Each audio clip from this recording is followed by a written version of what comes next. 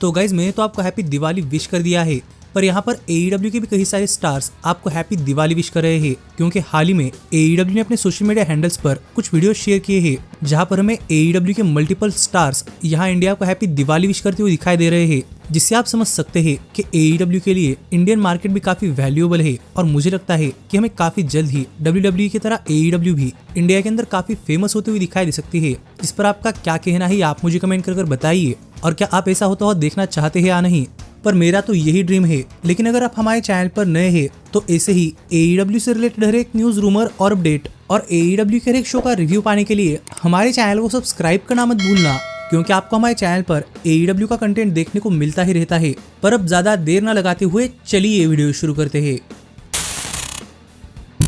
और जरा गाइस सबसे पहले बात करते हैं इस वीक हुए डायनामाइट शो के व्यूवरशिप की, क्योंकि अगर आपने हमारे चैनल पर इस हफ्ते के डायनामाइट शो का रिव्यू वीडियो देखा है तो आपको तो पता ही होगा कि इस हफ्ते का डायनामाइट शो डायनामाइट स्पेशल यानी कि फ्राइडे नाइट डायनामाइट था, जो शो पर हमें काफी क्रेजी चीजें होती हुई दिखाई दी है। लेकिन इस सब के बाद अगर यहाँ पर हम बात करें व्यूवरशिप की, तो गाइज इस वीक डायनामाइट शो की व्यूवरशिप सरप्राइजिंगली 1.5% कम हो चुकी है। और जहाँ पर लास्ट वीक डायनामाइट शो को व्यूवरशिप मिली थी 637 के व्यूवर्स, तो वहीं पर इस वीक की व्यूवरशिप आई है 628 के व्यूवर्स, जो तो मैंने कभी सोचा नहीं था, क्योंकि ये डायनामाइट स्पेशल था और मुझे लग रहा था इस वजह से शो की व्यूवरशिप बढ़ सकती है। पर यहाँ पर ऐसा नहीं हुआ। पर 18 to 49 एज डेमोग्राफिक के अंदर रेटिंग्स में कोई चेंज नहीं हुआ और इस वीक भी रेटिंग्स आई है 0.19। पर इसके बावजूद भी इस वीक का डायनामाइट शो वेडनेसडे के टॉप 150 केबल टीवी प्रोग्राम्स के अंदर नंबर 5 पर आता है, जो कि लास्ट वीक 6 पर था। और ये फिगर्स देखकर काफी सारे फैंस डायनामाइट शो को ट्रोल कर रहे थे कि उनकी व्यूवरशिप नहीं बढ़ रही। लेकिन मैडजन ने यहाँ पर बताया कि AEW को काफी तगड़े कंपटीशन का सामना करना पड़ा था,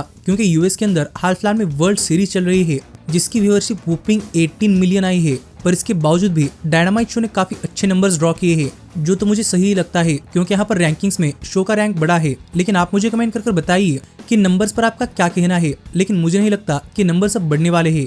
पर फिलहाल के लिए हम आगे बढ़ते हैं और जरा जानते हैं कि इस हफ्ते का डायनामाइट शो खत्म होने के बाद यहाँ पर बैकस्टेज से क्या क्या रिएक्शन सामने आए हैं। क्योंकि सबसे पहले यहाँ पर बॉबी लैशली के डेब्यू के बाद स्वर्ग स्ट्रिकलैंड ने अपने सोशल मीडिया हैंडल्स पर एक ट्वीट किया और यहाँ पर अपना रिएक्शन शेयर करते हुए लिखा कि कहाँ से शुरुआत की जाए, जो देखकर लगता है कि अब हमें डेफिनेटली बॉबी लैशली और स्वर्ग स्ट्रिकलैंड इनकी स्टोरी स्टार्ट होती हुई दिखाई देने वाली है, जिस स्टोरी के अंदर मेरा तो काफी ज्यादा इंटरेस्ट है। तो देखने के लिए मजा आएगा कि इसके बाद बॉबी और स्वर्ग स्ट्रिकलैंड के बीच में क्या होता है। पर प्राइवेट पार्टी के टैग टीम चैंपियंस बनने के बाद यहाँ पर हमें आइजिया कैसिडी का भी रिएक्शन देखने को मिला, जहाँ पर उन्होंने अपनी माँ के साथ अपना फोटो शेयर किया और कहा कि उन्होंने अपने माँ को वादा किया था कि वो वर्ल्ड टैग टीम चैंपियंस बनने वाले हैं, और उन्होंने झूठ नहीं कहा था। और ये कहते हुए वो अपने माँ के साथ सेलिब्रेट कर रहे हैं, जो देखकर हम समझ सकते हैं कि आइजिया कैसिडी काफी खुश है।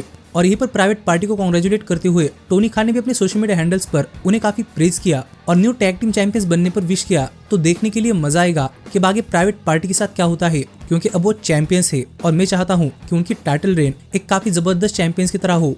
पर डायनामाइट शो ऑफ एयर जाने के बाद AEW ने अपने सोशल मीडिया हैंडल्स पर कुछ एक्सक्लूसिव फुटेज भी शेयर किया है, जहां पर हमें फिर एक बार AEW के कैमरास बैकस्टेज में काफी सारे रेसलर्स का रिएक्शन लेते हुए दिखाई दिए। और यहाँ पर हम देख पा रहे थे कि टॉप फ्लाइट और डार्क ऑर्डर इनके बीच में बहस हो रही थी कि एक दूसरे को बचाने को आने के लिए इतना ज्यादा टाइम क्यों लगा रहे हैं। पर आखिरकार यहाँ पर डार्क ऑर्डर और टॉप फ्लाइट सेम पेज पर आ गए और उन्होंने कहा कि उन्हें ब्लैकपूल कॉम्बैट क्लब के खिलाफ यूनाइट होना पड़ेगा और उनसे वो मेन चीज लेनी पड़ेगी, जिससे कि वो काफी प्राउड है, और वो है ट्रियो चैंपियनशिप। पर इन दोनों टीम्स में से कोई एक ही ट्रियो चैंपियनशिप के लिए जा सकता है, तो क्यों ना इन दोनों के बीच में मैच हो जाए और जो मैच जीत जाएगा वो ट्रियो चैंपियनशिप के लिए जाएगा, जो प्रपोजल डार्क ऑर्डर ने रखा और टॉप फ्लाइट भी इसके लिए मान गई है। तो अब देखने के लिए मजा आएगा कि इन दोनों टीम्स में से कौन जीतता है और कौन ब्लैकपूल कॉम्बैट क्लब को ट्रियो चैंपियनशिप के लिए चैलेंज करता है। पर यही कुछ चीजें इस वीक का डायनामाइट शो खत्म होने के बाद हुई है। लेकिन फिलहाल के लिए हम आगे बढ़ते हैं और जरा बात करते हैं कल होने वाले रैम्पेज शो की, क्योंकि कल के रैम्पेज शो के लिए भी AEW ने काफी सारी चीजें पहले से ही एडवर्टाइज की है, जहां पर हमें सबसे पहले लियो रश एक 1-on-1 मैच के अंदर कमांडर को फेस करते हुए दिखाई देने वाले हैं, जो मैच मेरे हिसाब से हाई फ्लाइंग रेसलिंग के अंदर एक काफी शानदार मैच होगा और मेरे हिसाब से यहाँ पर लियो रश मैच जीत जाएंगे। इसके साथ ही हमें क्वीन अमेरिटा भी एक 1-on-1 मैच के अंदर लेला ग्रे को फेस करती हुई दिखाई देने वाली है। तो देखने के लिए मजा आएगा कि इसके अंदर दोनों स्टार्स किस तरीके से परफॉर्म करती है। इसके साथ ही हमें टाया वैल्करी भी एक्शन के अंदर देखने को मिलने वाली है और मुझे लगता है कि उनका मैच किसी लोकल स्टार के खिलाफ होगा, जहाँ पर अपना मैच काफी आसानी से जीत लेंगी। हमें लेफ हेक्सिगॉन इनोब्ले भी बुचर बीफ और ड्रेक को फेस करते हुए दिखाई देने वाले हैं और मुझे लग रहा है कि story ring of honour company से कंटिन्यू हो रही है। तो देखने के लिए मजा आएगा कि इस बार बीफ और लेफ हेक्सागोन एनोमली के बीच में कौन बाजी मारता है, पर मुझे लगता है कि वो LFI होगा। और मैं finally dark order, top flight और एक्शन आंद्रेटी एक 6-मैन टैग टीम मैच के अंदर एक दूसरे को फेस करते हुए दिखाई देने वाले हैं, जिसकी स्टोरी मैंने आपको अभी बताई है। और मुझे लगता है कि यहाँ पर टॉप फ्लाइट ये मैच जीतेगी और वो टैग टीम चैंपियनशिप्स के लिए जाएंगे, जिससे टॉप फ्लाइट को पहली बार मेजर राइवलरी के अंदर देखने के लिए मजा आएगा। पर इस सब के अलावा अगर इस वीक के रैम्पेज शो पर कुछ होता है तो वो क्या है, ये आपको हमारे चैनल पर कल के रैम्पेज शो के रिव्यू वीडियो के अंदर पता चल जाएगा। जो वीडियो अगर आप मिस नहीं करना चाहते तो हमारे चैनल को सब्सक्राइब कर नोटिफिकेशन बेल ऑल पर सेट करना मत भूलना। पर फिलहाल के लिए हम आगे बढ़ते हैं और जरा बात करते हैं फुल गियर पे पर व्यू की, क्योंकि गाइस फाइनली लगता है कि फुल गियर पे पर व्यू का मेन इवेंट ऑफिशियली सेट हो चुका है। क्योंकि आपको तो पता ही होगा कि हाल फिलहाल में John Moxley AEW world champion है, पर उनके खिलाफ खड़े होने की हिम्मत कोई नहीं कर रहा था अंटिल कि अब ऑरेंज कैसिडी ने स्टैंड लिया है। और कैसिडी ने डायनामाइट शो पर जॉन मॉक्सली को वर्ल्ड चैंपियनशिप के लिए चैलेंज किया था और मॉक्सली ने चैलेंज एक्सेप्ट भी कर लिया था। लेकिन फाइनली AEW ने अपने तरफ से भी ये मैच फुल गियर पे पर व्यू के लिए ऑफिशियली कंफर्म कर दिया है, जहां पर में मॉक्सली अपनी वर्ल्ड चैंपियनशिप कैसिडी के खिलाफ डिफेंड करते हुए दिखाई देंगे, जो कि इस पे पर व्यू का मेन इवेंट भी होने वाला है। और आप मुझे कमेंट कर बताइए कि फिर एक बार मॉक्सली और कैसिडी को एक दूसरे के आमने सामने आता हुआ देख आपको क्या लगता है कि इस बार बाजी कौन मारेगा। पर मुझे तो देखना है कि ये मैच कितना क्रेजी होता है।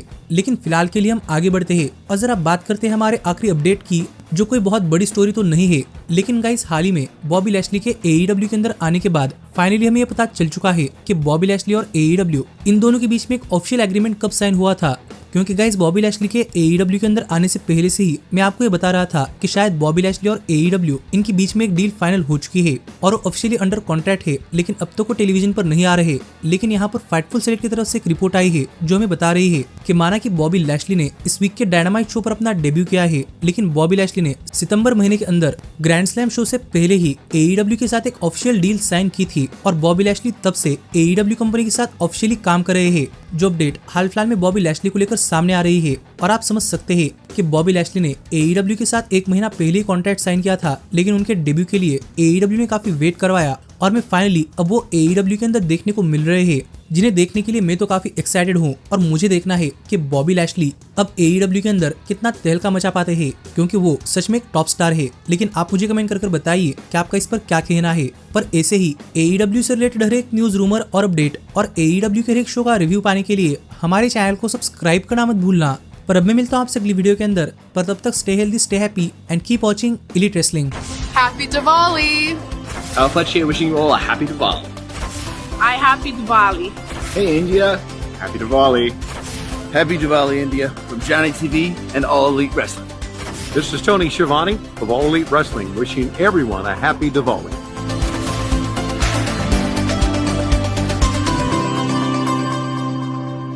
Hey, did you like that video? Click the screen for more. And where do you think you're going? Check out our official merchandise page and to support the entire cast. And thanks so much for being the elite. The elite, the elite. What, Nick, you're not going to sing it all with me this time?